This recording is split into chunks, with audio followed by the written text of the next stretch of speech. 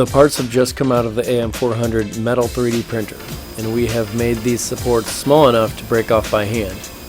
The bottom of the supports will still be attached to the plate, and the bottom of the part will need grinding. Our university logo is at a depth of 0.3 millimeters. You can see the evidence of the layers by looking closely at the part. Before any post-processing, I test the fitment of the part. It will work more smoothly if I do some sanding.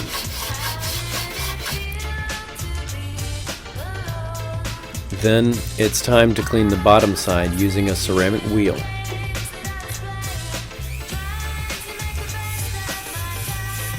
Cutting a thin piece of sandpaper will help to work the sides.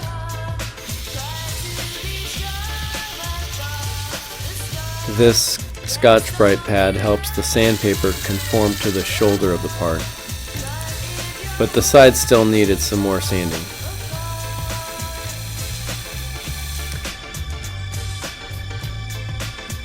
This is the result of about 15 minutes of post-processing.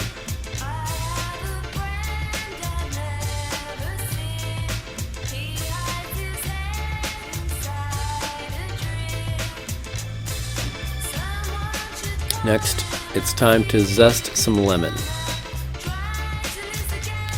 It's rare that a part works out on the very first iteration, but I got lucky.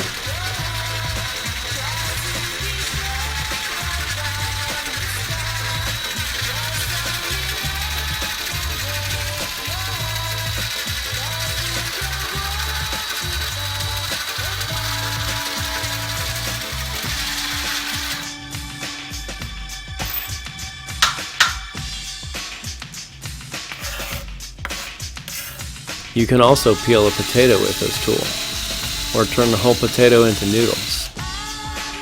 Thanks for watching.